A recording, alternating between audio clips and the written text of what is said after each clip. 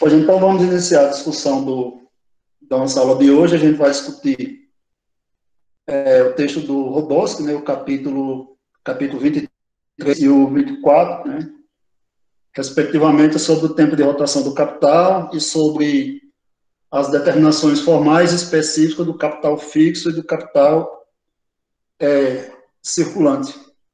Então, o primeiro capítulo vai tratar da questão da rotação do capital e o tempo de circulação, né? Essa é a proposta do capítulo 23.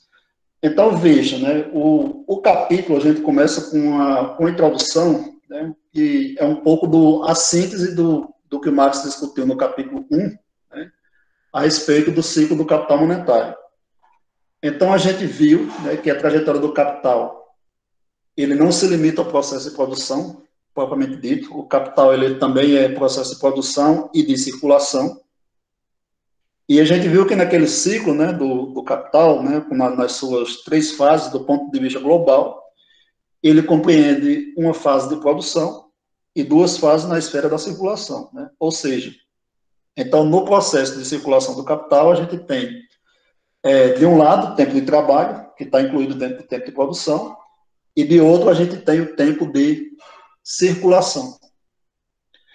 E aí o capital, então, ele se apresenta como unidade desse processo, né, tanto o processo de produção quanto de circulação, que pode ser considerado como um conjunto do processo de circulação do capital e também como fecho do movimento que retorna a si mesmo. Né? A gente viu o ciclo do capital, o capitalista começa com valor adiantado e termina o final do ciclo com valor realizado. E então inicia o movimento novamente. A gente viu também que dentro desse ciclo do capital, que a gente está analisando é o capital industrial, ele se apresenta simultaneamente, né, sobre as várias formas específicas de capital dinheiro, de capital produtivo e de capital mercadoria. E que essas formas, elas se alternam, né, elas fazem parte do mesmo capital em seus diversos estágios e metamorfoses de um ciclo global. Então, isso pode ser visualizado se encararmos o ciclo do capital como a totalidade do movimento do capital como processo, né? Aquela síntese do capítulo que todo o capital, ele circula. Né? Feito isso, né, então, o que é a rotação do capital? Né? O autor ele diz que o ciclo do capital é a sua rotação, cuja duração é dada pela soma do tempo de produção e do tempo de circulação. Então, de cara, a gente já tem o conceito de rotação do capital. Rotação do capital é a soma, né, do tempo de produção e de circulação do capital. Então, o ciclo do capital é a sua rotação, cuja duração é dada pelo tempo de produção e pelo tempo de circulação. Sim, dentro do tempo de produção tem o tempo de trabalho. Né? Então, adiantando, como o tempo de circulação, de rotação do capital é igual à soma dos tempos de produção e de circulação, ambos esses fatores eles podem alterar a duração da rotação do capital. Ou seja, tanto o tempo de produção ele interfere na questão da rotação do capital, quanto o tempo de circulação. Então, na análise do tempo de produção, o autor ele chama atenção para duas circunstâncias. Primeiramente, você vai ter que observar que tem a diferença na duração do trabalho. O que significa isso? Que tem vários produtos e tem produtos que têm tempos, né, de trabalhos diversos. O que significa o tempo de trabalho em relação à questão do tempo de produção? Digamos que o tempo de produção é todo o tempo em que aquela mercadoria vai levar para ficar pronta. Pode ser que aquela mercadoria ela leve um dia para ficar pronta, ou se por acaso a gente quiser colocar uma mercadoria, ela dure 10 horas para poder ficar pronta. E dentro desse tempo de 10 horas, que equivale ao tempo de produção, você tem um tempo de trabalho nessa mercadoria de 6 horas. Né? Então, tem uma diferença também entre tempo de trabalho e tempo de produção. Como assim? Porque o tempo de trabalho de uma mercadoria pode ser 6 horas se o tempo de produção total é 8. Ora, tem mercadorias que exigem processos biológicos e processos químicos, né, na sua elaboração. Vamos citar um exemplo de um cara que tem uma serigrafia, né, que trabalha na serigrafia. Então, digamos que ele está produzindo uma camisa, né, sei lá, pode ser um abadá de carnaval, pode ser uma farda escolar, e aí depois que ele produziu todo o tecido, aquela coisa toda, né, ele colocou os desenhos, né, lá na camisa, e aí ele colocou um produto químico, que vai demorar para poder fixar, e o produto ficar pronto vai demorar 2 horas. Então, o que acontece? Ele, depois de colocar a camisa, né, naquela forma, digamos assim, que eu não sei bem o que é o trabalho de uma serigrafia, estou utilizando só como exemplo ilustrativo, ele fez aquilo tudo e pronto, colocou o produto e vai demorar 2 horas para poder fixar, né, aquelas cores, aqueles alto-relevo naquela camisa. Pronto. Então, depois de 2 horas, a camisa está pronta. O que significa? Ele teve de tempo de trabalho 6 horas e o tempo de produção dessa mercadoria foi de 8.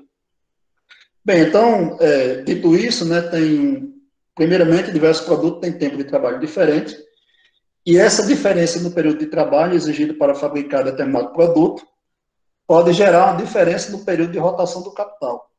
Por quê? Enquanto aquele produto ele não sai do processo produtivo, ele não está pronto como mercadoria para ir para outra etapa da circulação. E aí, em segundo lugar, né, aquilo que já está colocado aí logo na primeira explicação, é necessário assinalar que tem uma diferença entre os tempos de produção e o tempo de trabalho. Né? O exemplo da serigrafia também serve para isso aqui. Fica claro que a duração do tempo de produção, que não consiste em tempo de trabalho, também influencia o período de rotação do capital. O que isso quer dizer? Quer dizer o seguinte, que, como eu falei, o tempo de trabalho ele está dentro do tempo de produção. Pode equivaler de você ter uma mercadoria cujo tempo de trabalho e cujo tempo de produção seja igual.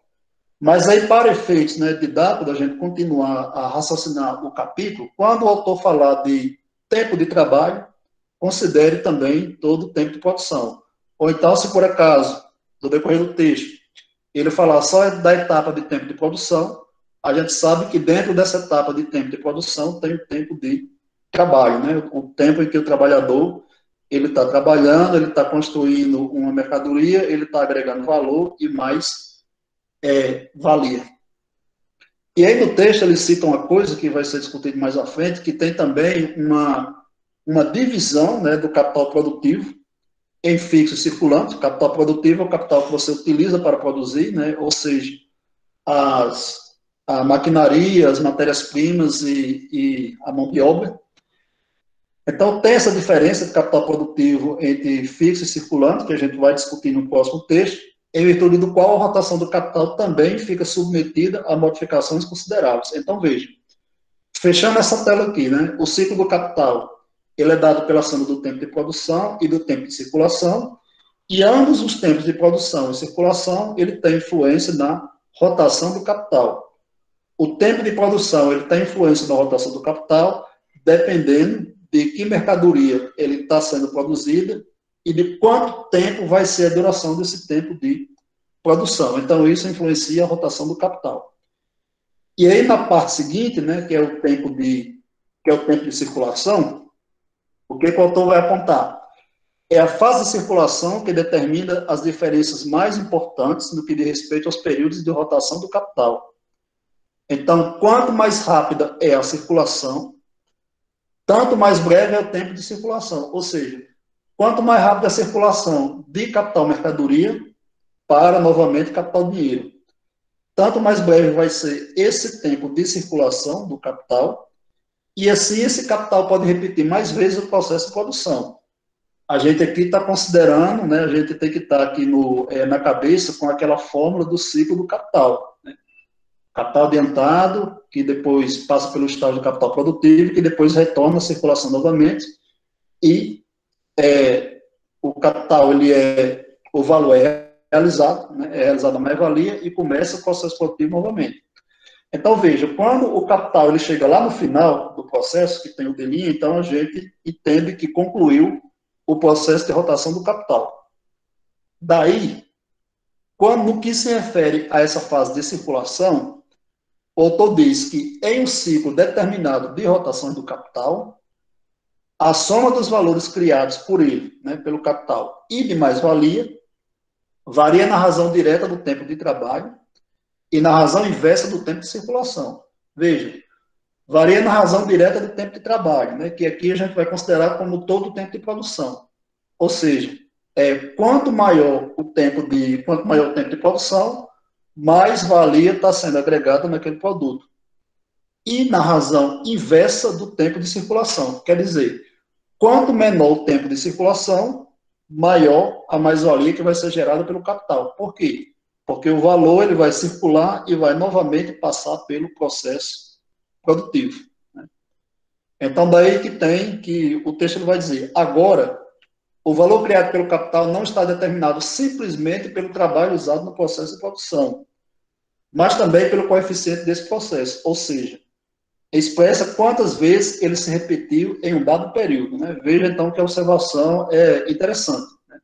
A gente sabe que a mais-valia é gerada no processo produtivo, mas agora tem a velocidade de circulação do capital, né? A velocidade com que esse capital ele faz essa rotação, ele passa pelo processo de circulação para novamente entrar no processo produtivo, ele determina a quantidade de mais-valia que vai ser gerada por aquele capital. Certo? Então, disso é que ele coloca essa observação, que a fase da circulação é uma das mais importantes para o período de rotação. Por que ele diz isso? Porque, considerando o capital produtivo, o capital industrial, o tempo de produção, né, tempo de trabalho, o tempo de produção de uma mercadoria está dada. Então, eu sou capitalista que estou produzindo camisas, né? E eu sei que aquela minha camisa, né, pegando aquele exemplo ali que eu coloquei, eu levo 8 horas para produzir uma camisa. Pronto. Então, eu já sei o que é o meu tempo de trabalho. Agora, o tempo de circulação, né, que é a realização da venda daquela mercadoria, ela depende de condições de mercado. Né? Não é uma coisa que está na mão do capitalista. Né? Aquilo que Marx fala que depois que é agregado o valor da mercadoria, né, que a mercadoria ela está com de mais-valia, ela vai realizar o seu salto mortal. Né? Ou seja, se por acaso ela for vendida por todo o valor que foi gerado no processo produtivo, que foi agregado, incluindo a mais-valia, ela realiza todo o seu valor. Se não, né, se não for realizado todo aquele seu valor, então aquele capitalista, aquele capital, ele entra em crise. Então, dito isso, né, feita essa colocação, né, conceitual do que é rotação do capital e como o tempo de produção e o tempo de circulação ele interfere, aí vem um ponto de investigação, né, do texto, do Rodolfo, que ele vai dizer: vamos investigar uma nova contradição do modo de produção capitalista vinculada à necessidade da circulação e ao tempo de circulação. Ou seja, necessidade da circulação, a mercadoria ser transformada em capital, dinheiro. E o tempo de circulação, né? Quanto tempo leva esse processo? Depois que a mercadoria sai pronta, quanto tempo leva para ela ser transformada em dinheiro? Isso aí está logo no primeiro parágrafo da página 291, tem esses apontamentos. O capital, por sua natureza, ele conserva o caráter de capital, pelo fato de atuar sempre como capital em repetidos processos de produção. Quer dizer, é o ciclo. Se por acaso ele não renova aquele ciclo, então aquele cara ele está deixando de ser capitalista e aquele capital vai ser perdido. Então a transição em que o valor passa de uma forma do processo para outra é condição fundamental para a produção baseada no capital. Quer dizer, essa transição é o quê? É aquela transição que a gente já viu do ciclo do capital, que tem o capital monetário, que é convertido em capital produtivo, que é convertido em capital mercadoria, que é novamente convertido em dinheiro, para, novamente, se for funcionar como capital, começa capital dinheiro novamente. Então, quando a gente vê a necessidade de circulação e o tempo de circulação, né, o que é que os capitalistas dizem e observam? A melhor maneira de garantir a continuidade da produção seria eliminar o tempo de circulação. Quer dizer, não precisar esperar aquela mercadoria ser convertida em dinheiro para poder você estar produzindo. E aí a gente sabe que quando considera o ciclo do capital do ponto de vista real, né, do ciclo do capital industrial, isso não é possível. O capital ele percorre diversas fases de circulação que estão separadas no tempo. Então, o capital, ele, segundo o exemplo aqui do texto, ele tem que passar, digamos assim, um período como lava, antes de poder voar como mariposa, né? Tem aquele tempo, né? Tem aquele tempo de fazer essa metamorfose. Portanto, as condições de produção do capital decorrentes de sua própria natureza se contradizem, né? Em que sentido? O capital, ele busca sempre a valorização do valor. E aí o capital, ele é a unidade do processo de produção e do processo de circulação. Mas quando ele está na fase do processo de circulação, que é a fase onde ele realiza essa mais-valia, parte daquele capital não está no processo produtivo, portanto, não está se valorizando. Então, essa contradição é quando a gente observa os dois movimentos, né? Seja a parte do capital do processo produtivo, seja a parte do capital que está no processo de circulação. Então, como é que se resolve essa questão, né? Esse imbróglio que o capital se meteu? Então, na prática, né, abstraindo-se o crédito, o papel do crédito a gente não vai analisar agora, mas o que ele quer dizer? Que abstraindo-se o crédito, né, porque você já compra a mercadoria direta e vai pagar depois, né? Então, o capitalista ele pode continuar produzindo, porque muitas vezes aquela mercadoria ela já está encomendada. Então, vamos deixar o crédito aí um pouco de lado. Abstraindo-se o crédito, essas condições, né, essas contradições do modo de produção capitalista, elas só encontram uma mediação porque o capital se divide em partes. Uma delas circula como produto acabado e a outra se reproduz no processo de produção. E ambas se alternam. Se uma retorna ao processo de produção, a outra abandona essa fase. Sintetizando, né, exemplificando, aliás, se por acaso o cara tem um capital de 10 mil, então enquanto 5 mil vai estar na fase do processo produtivo, ele vai ter outros 5 mil como mercadoria lá na fase de circulação, ou 2.500 na fase de mercadoria para ser transformada e 2.500 na fase de capital monetário para ser transformado novamente em capital produtivo. Então, nunca o capital ele vai estar ele vai estar completo em uma etapa apenas. Então, o capital total e o valor total, logicamente, eles vão se reproduzir quando suas partes terminam de passar pelo processo de produção e pelo processo de circulação. Né? Então, o capital está dividido em partes, então, quando essas duas partes, né, passar por esses dois processos, é que você tem a rotação completa do capital. E aí, como a rotação ela depende da produção e depende da circulação, a rotação depende da magnitude do capital ou da soma total dessas duas partes. Né? Em que sentido? Você pode ter um capital que está bem dividido, que está meio a meio, né? nessas duas esferas produtivas e de circulação, ou então você pode ter um capital que está não necessariamente meio a meio. Você pode ter um capital que esteja em 70% na circulação e 30% na fase produtiva. Né? Isso depende muito do negócio em que você se encontra. Mas aí o que é correto, né, segundo a rotação, é que ela só vai estar consumada, ou seja, só vai poder dizer que todo esse capital ele realizou sua rotação quando essa soma acabar de reproduzir-se, ou seja, quando as duas partes passarem pelos dois processos. E aí tem um exemplo também do texto, né, que nada mais é, sintetizando essa colocação, que um capital ele não pode estar ao mesmo tempo na fase produtiva e na fase da circulação. Se o capital continua produzindo enquanto circula, é óbvio, ele precisa se dividir em duas partes, uma das quais vai estar na fase produtiva e outra na fase de circulação.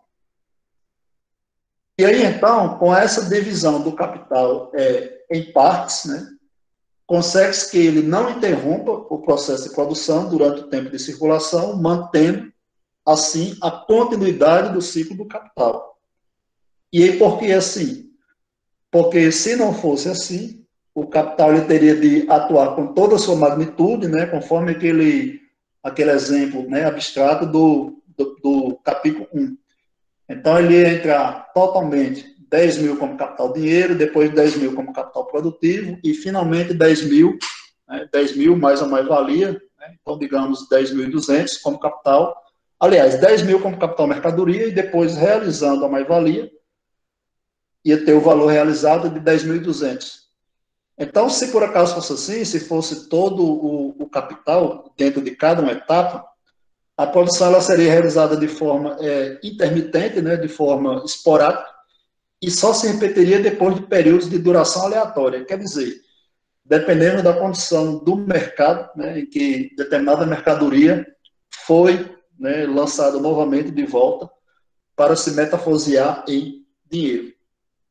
E assim, essa divisão do capital em partes, né, ainda assim, ela não pode impedir que em toda empresa capitalista parte do capital esteja constantemente inativa e, portanto, não possa se valorizar. Por quê? Porque sempre, embora tenha essa divisão, ela favoreça a continuidade do ciclo do capital, mas significa que sempre uma parte do capital ela não vai estar em condições de ser agregada mais-valia, né? Porque a mais-valia ela só é agregada na etapa de produção, embora a mais-valia ela seja realizada dentro da circulação do capital. Então é por isso que tem essa tendência necessária de sempre do capital abreviar o tempo de circulação ou de buscar uma circulação sem tempo de circulação. Por quê? Pelo aperfeiçoamento das comunicações, desenvolvimento do sistema de crédito e um bocado de coisa que a gente, né, desde a partir do século XX já tem isso, né, esse aperfeiçoamento das comunicações, da internet, enfim, que reduz esse tempo de circulação das mercadorias. Né. E finalizando o capítulo, tem a crítica que ele faz, né, que como o tempo de rotação do capital compreende tanto o tempo de trabalho como o tempo de circulação, mas como a realização da mais-valia ela se dá na circulação, então a economia burguesa aí, que ele chama, que é basicamente o raciocínio neoclássico, né, daqueles autores lá do final do século XIX, eles atribuem apenas ao tempo de circulação a fonte mística de autovalorização do capital, independente do processo de produção e, portanto, da exploração do trabalho. Essa fonte, então, né, segundo essa economia burguesa, que o Marx critica, brotaria somente na esfera da circulação. Então, feito isso, né, a gente finaliza, né, essa discussão que o Rodolfo ele quis colocar, né, sobre a rotação do capital e sobre a divisão do capital em partes.